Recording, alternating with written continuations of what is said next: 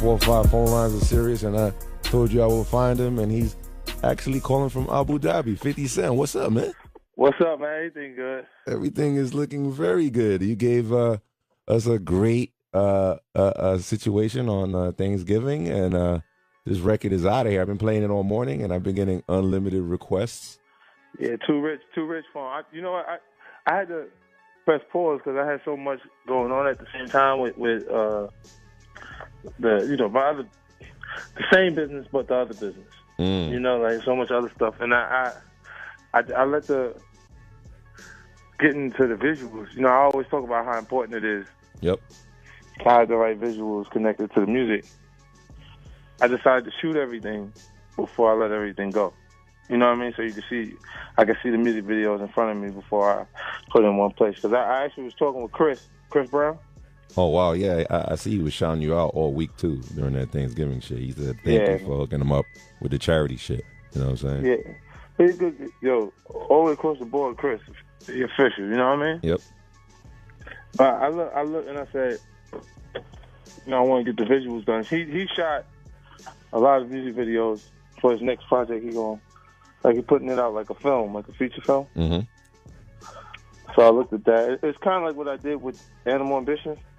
So you're allowing Chris Brown to handle the visuals for some of the songs on the Kanan project? Well, after seeing his what he did with his project, it kind of made me want to do what I did on Animal Ambition again, but create get a little further into the writing, to the concept of the actual record. You know, Snoop album used to feel like that album Doggy Style felt like it was a movie. Yep. Like it was one thing. Like they don't hear records or feel things that come out like that anymore creatively. To me, so we kind of pioneered the mixtape for promotional purposes, like making tapes to go out. Like a lot of the guys now, they're watching who is effective at the moment. Like they're seeing Future's momentum come off of him utilizing, the mixtape circuit and stuff like that. And I mean, it's effective. It allows you to put material out without having pressure on the material. Like you just do what you want creatively. It's not like it's an actual album. It's a mixtape. You know what I'm saying? And you see how you created that void filler. Like while you're working on your album, you have music out there that's maintaining momentum, and the fans are happy until the come with the joint. Yeah, the big banger comes out. But when you come out with a banger, which is supposed to fill in the void, it's kind of crazy. But you got to work. Like you just got to have some things there. Like it was unexpected for me to go. I got music from London on the track, Sunny Digital. Wow. Ill Minds, just a few, real familiar producers that hit music. You know what I mean? Across the whole tape. That is ridiculous. All the elements of the tape is from Power. Like, you got the strip club songs, the aggressive stuff, the storytelling. Right. All that is the energies from Kanan.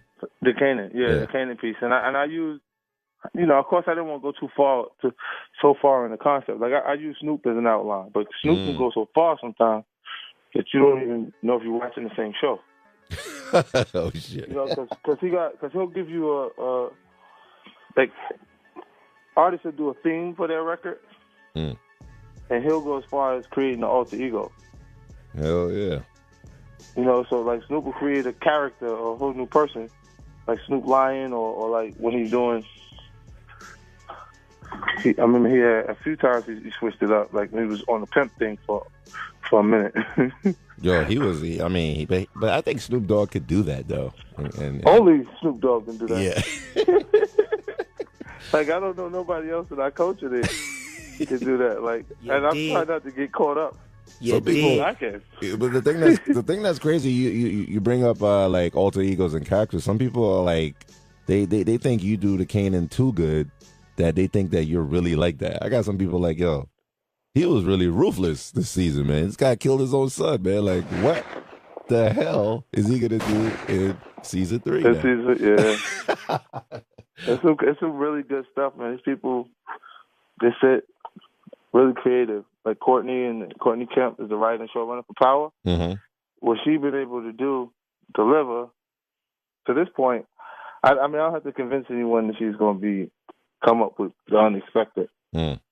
Because, you know, a big part of the show being as successful as it is it just not being predictable. Nigga, you know I don't fuck with Tommy, who was on the show a couple weeks ago, and he was shouting out some unreleased scenes. He told me there was a scene where he finger popped a chick with a gun, and you guys had to chill by putting that out because that was his first introductory scene. So I gotta know what scene did you delete that? I can imagine what you've done that got deleted. You know, ain't nothing too crazy for me. Like, you know how I get. You know what I'm saying? They tell you, I'm like, what did you say? Okay, I got you. You could do it. I can do it. You know, and you know, it was like, because I'll go, like when you see Lala, there's a barrier to work through. You know, for them to be comfortable, you know, like for women to be comfortable with the scenes and stuff like that on the sexual side. And, you know, she got through that, and it impacted big for the second season. Like, people actually were waiting for the scene. Like, that part of the scene came out before the episode did. You know what I mean? And she's a great actor, too. Like, I know she took that, you know. I know she was nervous a little bit. I know she was telling me that, but she said, you guys made it easy for her. You know? Yeah, well, when she came in, like, I knew she was working. That's why, you know, like, I put her on the show.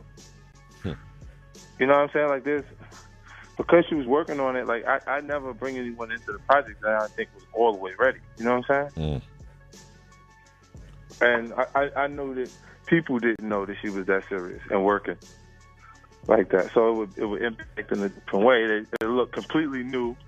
I'm like, wow, I never thought, you know, she was, like, that good or whatever, but I knew that she had been dead seriously working with coaches and on projects. Like Hollywood, it's interesting because it's like the whole thing is hurry up and wait. And you don't have time for that shit.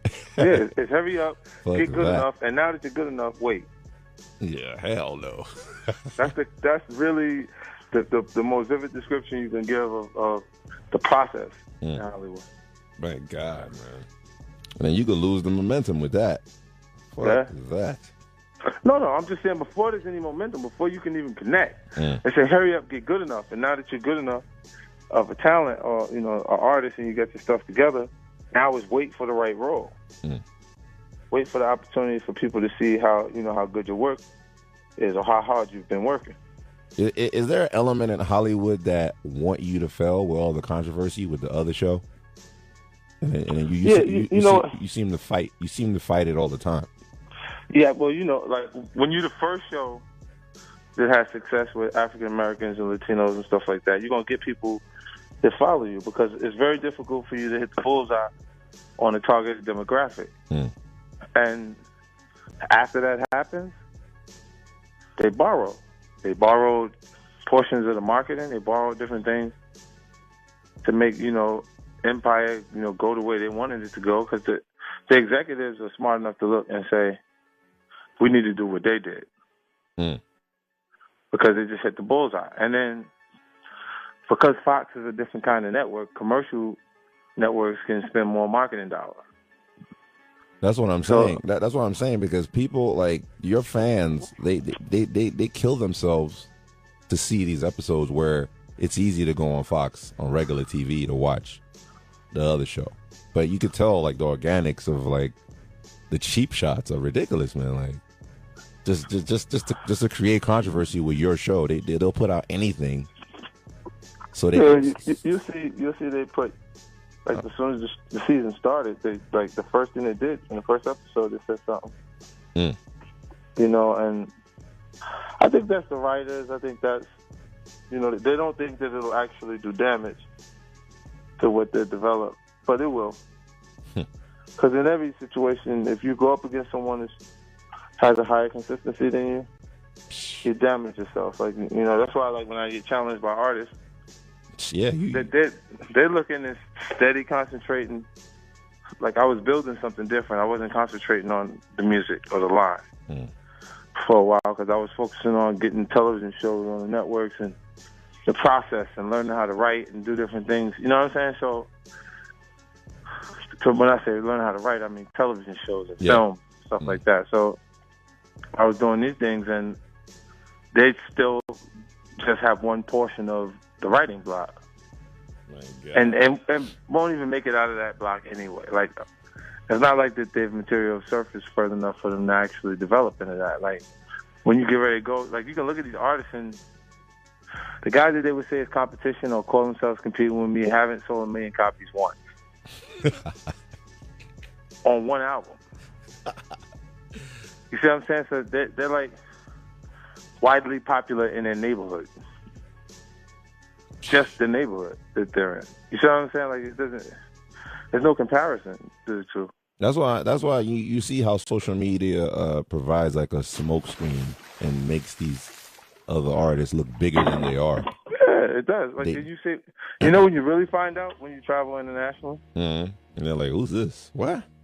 Yeah, and all they know is they got into an argument with you.